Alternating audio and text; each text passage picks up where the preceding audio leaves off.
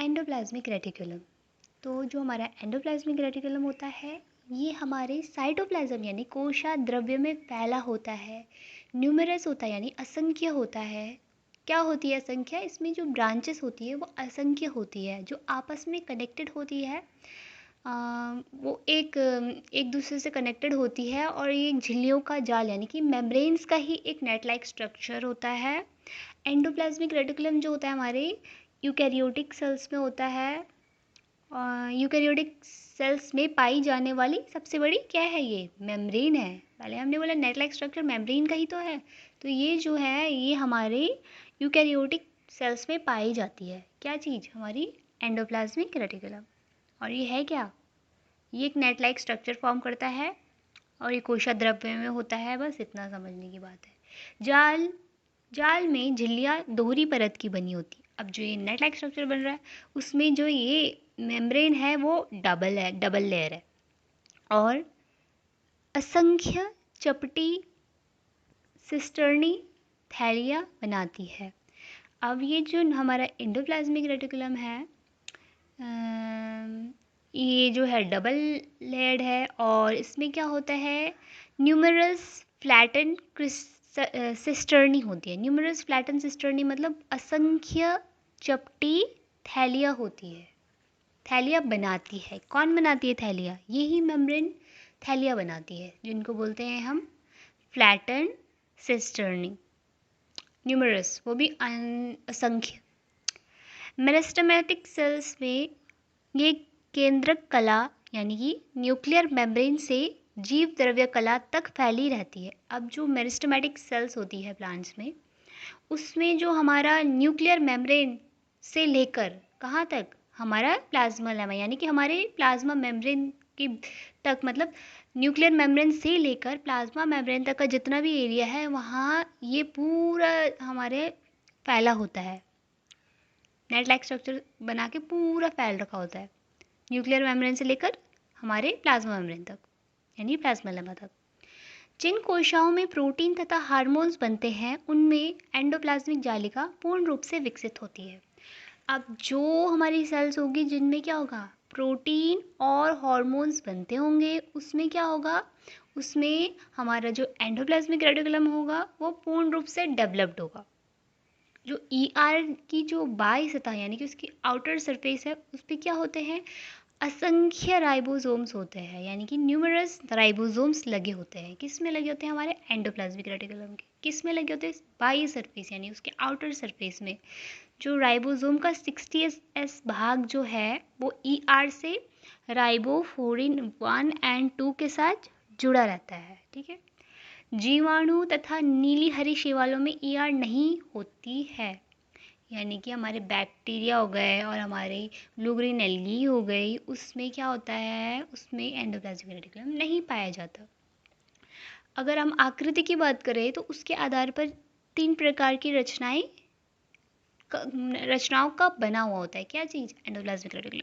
3 type का उनके आकृति के बेस पे कैसे कैसा हो सकता है? एक हो सकता है सिस्टर्नी, थैलिया और नलिकाएं। जो सिस्टर्नी होती है ये कैसी होती है? ये लंबी होगी और चपटी होगी।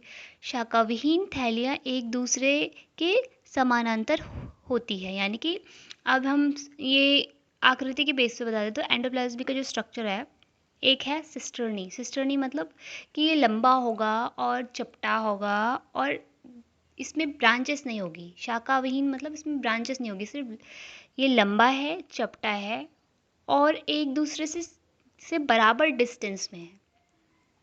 फिर आता है हमारा वेसिकल्स।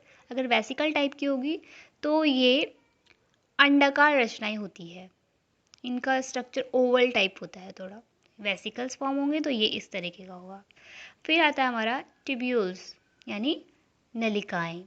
तो ये केंद्र के पास से निकलती है यानी कि हमारे न्यूक्लियस के पास से ये निकलती है। ट्यूब्स लाइक स्ट्रक्चर्स फॉर्म होगा तो इसलिए ट्यूब्यूल्स बोला है, नलिकाएं।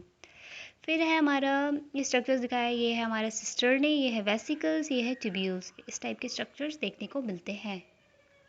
फिर है हमारा ER की सतह यानी सरफेस पर क्या होते हैं, राइबोसोम की उपस्थिति के आधार पर ये दो प्रकार के, हम राइबोसोम की प्रेजेंस और एब्सेंस के बेस पे हम बता सकते हैं कि ER दो टाइप के हो सकते हैं हमारे एंडोप्लाज्मिक रेटिकुलम।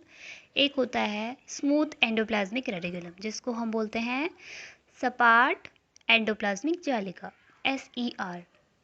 इसकी कला सपाट होती है, यानी इसकी जो हमारी बात करें सरफेस से ये कैसा होता है, सपाट होता है। और इनकी कला सपाट होती है, इस पर राइबोसोम नहीं होते, तो हमारे स्मूथ वाले में क्या होगा, राइबोसोम प्रेजेंट नहीं होंगे। ये प्रोटीन उपपाचय में भाग नहीं लेता, ये प्रोटीन सिंथेसिस में कोई काम नहीं करता है। ठीक है। SER लिपिड तथा स्टेरॉल स्रावी कोशिकाओं जैसे यकृत, एडेनल, कॉर्टिकल तथा वसा कोशिकाओं में अधिक मात्रा में पाई जाती है। जो हमारा स्मूथ एंडोप्लाज्मिक रेटिकुलम है वो लिपिड और स्टेरॉल वाली जो कोशिकाएं होती है, जैसे कि हमारा लीवर हो गया, एडेनल हो गया और कॉर्टिकल, ये इन और साथ में हमारी फैट वाली सेल्स जो होती है उसमें अधिक मात्रा में पाया जाता है। इनकी इसमें इनमें लिपिड तथा स्टेरॉल का संश्लेषण होता है, यानी कि इसमें क्या बनता है, हमारे स्मूथ एंडोप्लाज्मिक रेटिकुलम में हमारा लिपिड और स्टेरॉल बनता है। लिपिड, स्टेरॉल और रफ एंडोप्लाज्मिक रेटिकुलम में जो भी सिंथेसाइज वाला जो उसमें सिंथेसाइज हुआ पाचक विकर यानी कि डाइजेस्टिव एंजाइम्स जो होते हैं को SR में क्या किया जाता है, SR में वेसिकल में बंद करके कहाँ पे भेजा जाता है, करके गोल्जी अपैरेटस की ओर भेज दिया जाता है। फिर आता है हमारा रफ एंडोप्लाज्मिक रेटिकुलम, कणिकामय एंडोप्लाज्मिक जालिका, SER। इनकी कला पर राइबोसोम्स स्थित होते हैं, रफ वाले में क्या प्रेजेंट होते हैं, राइबोसोम्स प्रेजेंट होते हैं और ये क्या करते हैं, प्रोटीन उपपाचय में भाग लेते हैं, यानी प्रोटीन सिंथेसिस करते हैं। इनमें विभिन्न पाचक विकारों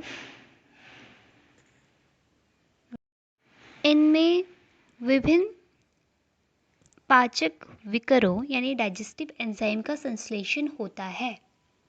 किसमें डाइजेस्टिव एंजाइम का संश्लेषण होता है, रफ एंडोप्लाज्मिक रेटिकुलम में।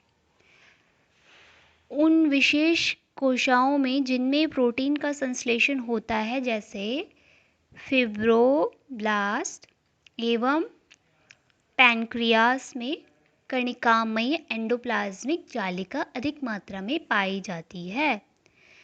खासकर ये कौन सी सेल्स में होता है, जिसमें क्या होता है, प्रोटीन का संश्लेषण होता है, प्रोटीन सिंथेसिस होता है, जैसे कि फिब्रोब्लास्ट एवं पैनक्रियास में क्या होता है, प्रोटीन सिंथेसिस होता है, तो इसलिए यहाँ पर और कणिकामय एंडोप्लाज्मिक जालिका यानी कि रफ एंडोप्लाज्मिक रेटिकुलम में अधिक मात्रा में होता है, पाई जाती है।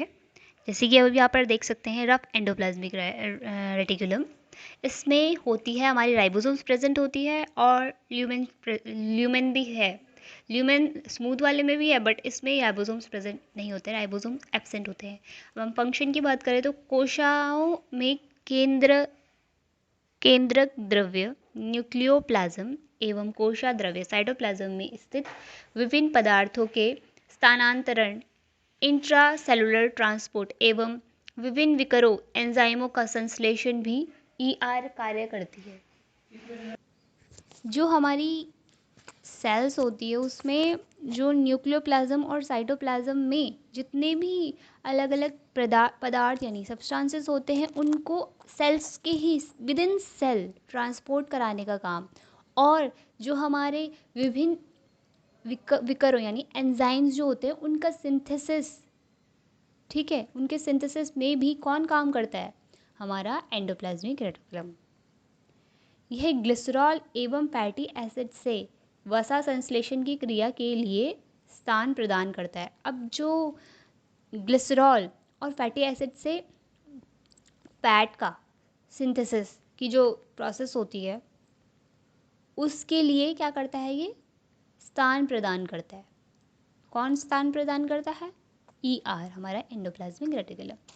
सपाट एंडोप्लाज्मिक जालिका यानी स्मूथ एंडोप्लाज्मिक रेटिकुलम ग्लाइकोजन संग्रह का कार्य भी करता है। ग्लाइकोजन को भी स्टोर करने का काम कौन कर रहा है यहाँ पर? हमारा स्मूथ एंडोप्लाज्मिक जालिका। अब जैसे ये हमने बोला न्यूक्लियर मेम्ब्रेन में पोर से एंडोप्लाज्मिक रेटिकुलम, यहाँ से गोल्गी कॉम्प्लेक्स, फिर यहाँ से प्लाज्मा लंबा, फिर सेल से बाहर जिस सब्सटेंसेस का काम नहीं होता उसको बाहर निकाल दिया जाता है।